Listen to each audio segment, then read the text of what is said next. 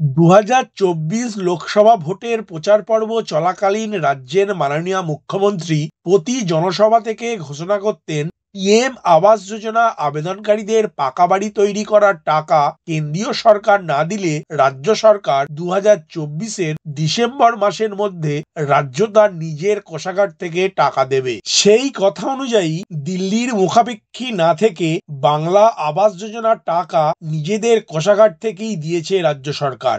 বাংলার বাড়ি প্রকল্পে 12 লক্ষ অ্যাকাউন্টে ইতিমধ্যেই প্রথম কিস্তির 60,000 টাকা পৌঁছে গিয়েছে গত ডিসেম্বর মাসে। কিন্তু তারপর দেখা যাচ্ছে 12,000 অ্যাকাউন্ট থেকে সেই টাকা তুলতে পারেননি উপভোক্তারা। রাজ্যের উত্তর থেকে দক্ষিণ প্রায় সব জেলাতেই এই রকম ঘটনা রয়েছে। এরপরেই বিকল্প পন্থা নিয়েছে রাজ্য সরকার। আজকের আপডেটে বাংলার বাড়ি প্রকল্পের যেসব উপভোক্তাদের ব্যাংক অ্যাকাউন্ট বা পোস্ট অফিস অ্যাকাউন্টে পাকা বাড়ি তৈরি করার প্রথম কিস্তি হিসাবে 60,000 টাকা জমা পড়ার পরেও বাড়ি তৈরি করতে পারছেন না জমির অভাবে, তাদের জন্য রাজ্য সরকার নতুন যে পদক্ষেপ নিয়েছে সেই সম্বন্ধে বিস্তারিত আলোচনা করব। নমস্কার বন্ধু, আপনি দেখছেন আপনার প্রিয় চ্যানেল কুন্ডু টেলিকম, সাথে আমি অনিমেষ। আপনার কাছে ছোট্ট অনুরোধ, আপনি এই চ্যানেলে নতুন হলে সাবস্ক্রাইব করবেন চ্যানেলটিকে এবং অল নোটিফিকেশন বাটন অন করে রাখবেন এই পরিবারের নতুন নতুন আজকের আপডেট সবার আগে জানতে। ভিডিওটি আপনার কোনো উপকারে এলে অবশ্যই লাইক করবেন। চলুন শুরু করা যাক আজকের আপডেটটি।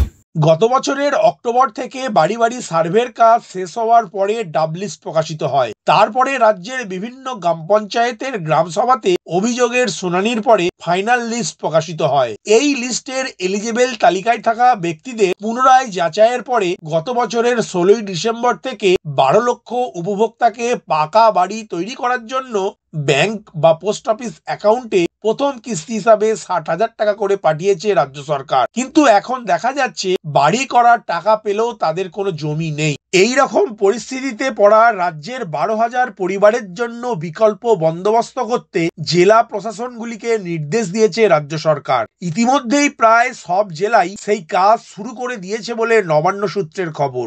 রাজ্যের পঞ্চায়েত দপ্তরের তরফ থেকে জেলাগুলিকে বলা হয়েছে জমিহীন পরিবারগুলির জন্য জমির বন্দোবস্ত করে দিতে হবে।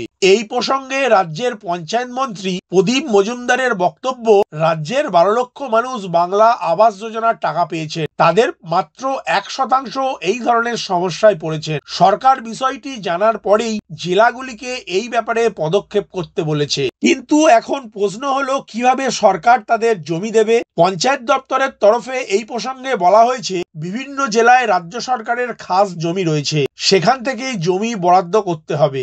যে পরিবার বর্তমানে যেখানে থাকে তার কাছাকাছি জায়গায় থাকা সরকারের খাস জমিকে দেখতে বলা হয়েছে জেলা প্রশাসনকে। সরকার না হয় রাজ্যের হাতে থাকা খাস জমি থেকে ভূমিহীনদের জমি দেবে, সেই জমিতে তারা বাড়ি করবে। কিন্তু অন্য কয়েকটি প্রশ্ন সবারই মনে এসেছে, যেমন জমি ছাড়া বাংলা আবাসের বাড়ি তৈরি করার টাকা উপভোক্তাদের অ্যাকাউন্টে কি করে পৌঁছালো? জমি না থাকলে তারা কোথায় বাড়ি বানাবেন? তাহলে কি সমীক্ষায় কোনো পদ্ধতিগত বা প্রক্রিয়াগত কোনো ত্রুটি থেকে গিয়েছিল? এই প্রশ্নের উত্তরে সরকারের বক্তব্য, কোনো ত্রুটি নেই। রাজ্যের হতদরিদ্র মানুষগুলির মাথার উপর ছাদের জন্য আবেদন করেছিলেন। সরকার তাদের বিকল্প ব্যবস্থা হিসাবে সরকারি খাস জমি ভূমিহীনদের হাতে তুলে দেবে এবং তারা ওই জমিতে বাংলা আবাস যোজনার প্রথম কিস্তির 60,000 টাকায় বাড়ি তৈরির প্রথম ধাপ সম্পূর্ণ করবেন। এখানে উল্লেখ্য, পুজোর পর থেকেই আবাস যোজনার সমীক্ষার কাজ শুরু হয়ে গিয়েছিল। সব মিলিয়ে 28 লক্ষ আবেদন জমা পড়েছিল রাজ্য সরকারের কাছে। 12 লক্ষ অ্যাকাউন্টে প্রথম কিস্তির টাকা দেওয়ার দিনই মুখ্যমন্ত্রী জানিয়ে দিয়েছিলেন 2025 সালের ডিসেম্বরের মধ্যে আর বাকি 16 লক্ষ মানুষের মাথার উপর ছাদের ব্যবস্থা করে দেবে রাজ্য সরকার। আর তা বাস্তবায়িত হলে 2026 সালের বিধানসভা ভোটের আগে 28 লক্ষ পরিবারের বাড়ি তৈরি হয়ে যাবে। এই বিষয়টি নিয়ে আমি আগেই ভিডিও আপলোড করেছি। আপনারা যদি ওই ভিডিওটি দেখে না থাকেন তাহলে অনুরোধ করব ডেসক্রিপশন বক্সে দেওয়া লিঙ্কে ক্লিক করে ভিডিওটি দেখতে পারেন। এখানে আরো উল্লেখ থাকে, বাংলা আবাস যোজনার টাকা নিয়ে যাতে স্থানীয় স্তরে কোনো অবাঞ্ছিত ঘটনা না ঘটে সে ব্যাপারে গোড়া থেকেই সতর্ক ছিল রাজ্য সরকার। কাটমানি সংস্কৃতি রুখতেই জেলাগুলিকে নির্দেশ পাঠিয়েছিল নবান্ন। বাড়ি তৈরির সরঞ্জাম নিয়েও উপভোক্তাদের যাতে কোনো চাপ না দেয় তাও জেলা প্রশাসনকে সুনিশ্চিত করতে বলেছিল রাজ্য সরকার। এক আধিকারিকের কথায়, অতীত থেকে শিক্ষা নিয়েই রাজ্য এবার আবাস যোজনার বিষয়ে অনেক বেশি সতর্ক। সেই দৃষ্টিভঙ্গি থেকেই 12,000 জমিহীনকে জমিও দেয়া হচ্ছে। সুতরাং বুঝতেই পারলেন, রাজ্যের 12,000 ভূমিহীন উপভোক্তাকে পাকা বাড়ি তৈরি করার জন্য রাজ্য সরকার নিজেদের হাতে থাকা বিভিন্ন এলাকার সরকারি খাস জমি ভূমিহীনদের হাতে তুলে দেবে, যাতে তারা নিশ্চিন্তে পাকা বাড়ি তৈরি করতে পারেন। ভিডিওটি প্রথম থেকে শেষ পর্যন্ত দেখার জন্য ধন্যবাদ। এই ইনফরমেটিভ আজকের আপডেটটি আপনার বন্ধু ও পরিচিতদের জানাতে বেশি বেশি করে শেয়ার করবেন, আর অবশ্যই কমেন্ট করবেন ভিডিও সম্বন্ধে আপনার কোনো ডাউট বা জিজ্ঞাসা থাকলে, এবং আপনার কোনো মতামত জানাবেন। ভালো থাকবেন, সুস্থ থাকবেন।